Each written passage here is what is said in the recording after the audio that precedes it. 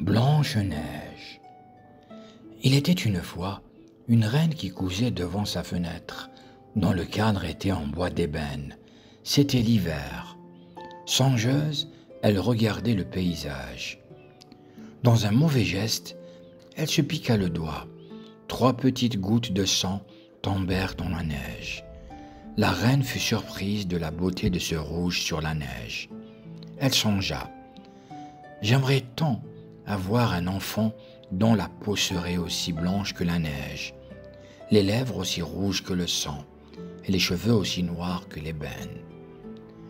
Quelque temps après, elle eut une petite fille qui était en tout ce qu'elle espérait.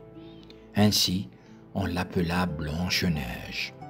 Malheureusement, la reine mourut en lui donnant naissance.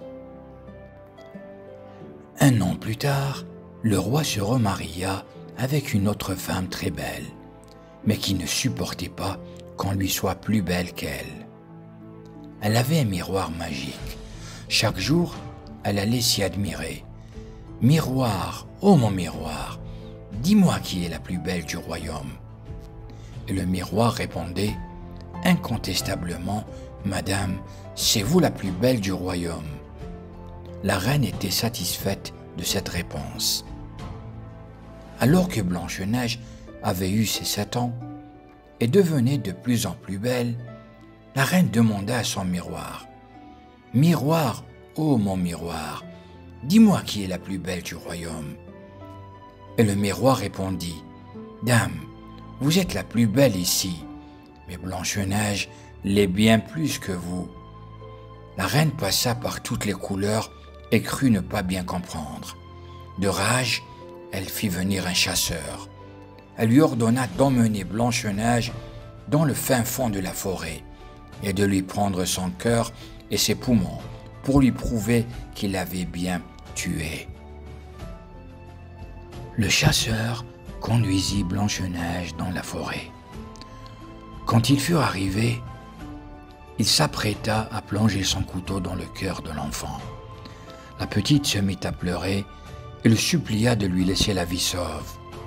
Elle était si attendrissante et si belle que le chasseur la laissa partir en lui disant « Ma petite, sauve-toi !» Aussi, quand un marcassin passa par là, le chasseur le tua, lui prit le cœur et les poumons pour les rapporter comme preuve à la reine. La reine ordonna qu'on les cuisine et elle les mangea. Blanche-Neige, quant à elle, était bien perdue dans cette immense forêt. Elle était effrayée par tous les bruits. Les animaux sauvages étaient là, à lui tourner autour sans vouloir malgré tout lui faire du mal. Elle courut sans savoir vraiment où aller. Dans sa course, elle vit une petite maison. Elle y entra. À l'intérieur, tout était petit. Sur la table étaient disposées 7 petites assiettes. Le long du mur étaient alignés 7 petits lits, dont les draps étaient beaux et propres. Affamée, Blanche-Neige prit un peu du repas qu'il y avait dans chacune des assiettes, but un peu de limonade dans chacun des gobelets et prit un morceau de pain. Fatiguée, elle se coucha sur le 7e lit, le seul qui lui allait parfaitement. Elle s'endormit après avoir prié. À la nuit tombée, les 7 nains, car c'étaient eux les habitants de cette petite maison, rentrèrent de leur travail à la mine. À la lumière de leur lanterne, ils s'aperçurent très vite que quelqu'un était passé ici. « Qui s'est mis sur ma chaise ?» dit le premier. « Qui a mangé dans mon assiette ?» fit le deuxième. « Qui a pris un morceau de mon pain ?» dit le troisième. Et tous ainsi de suite, jusqu'au 7e qui, arrivé devant son lit, vit Blanche-Neige dormir. Ils la laissèrent jusqu'au lendemain matin. Quand toute la maisonnée fut réveillée, ils questionnèrent la petite. Elle leur raconta tout. Les 7 nains lui proposèrent de s'occuper de la maison et ainsi, en échange, ils lui offrirent le gîte. Blanche-Neige accepta de tout cœur. Blanche-Neige restait seule toute la journée. Avant de partir, les 7 nains la mettaient en garde. elle ne devait laisser entrer personne.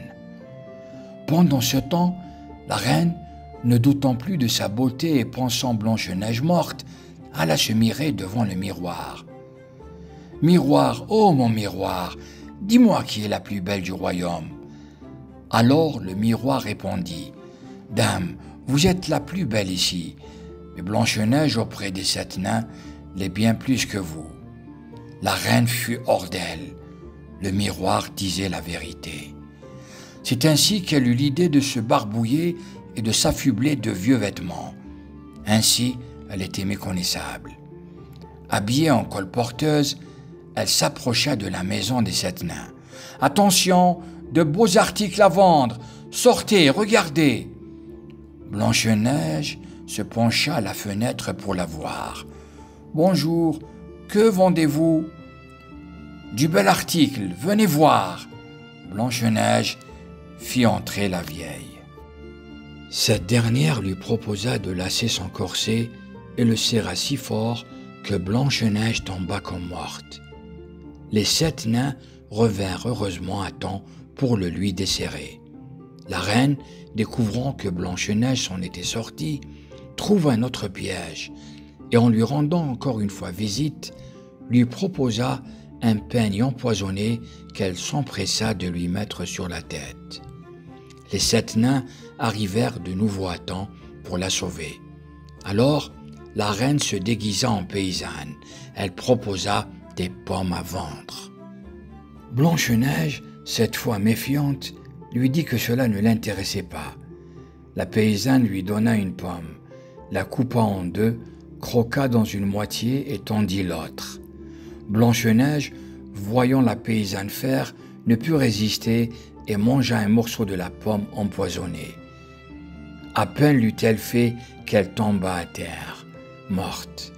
Satisfaite, la reine eut confirmation par son miroir qu'elle était maintenant la plus belle. Les 7 nains, en rentrant, découvrirent Blanche-Neige qui ne respirait plus. Malheureux, ils décidèrent de la placer dans un cercueil de verre. Un jour, un prince, voyant la belle enfant, proposa aux 7 nains de la prendre et de s'en occuper. Le cercueil, porté par ses serviteurs, tomba. Blanche-Neige, dans la secousse, rendit le morceau de pomme et se réveilla. Les 2 jeunes gens s'éprirent l'un de l'autre. Un grand mariage fut célébré et la reine fut invitée. Toujours dévorée par la jalousie, elle s'y rendit tout de même. Pour la punir de sa méchanceté, on lui avait préparé des souliers de fer brûlants qu'elle dut porter pour danser jusqu'à ce que mort s'ensuive.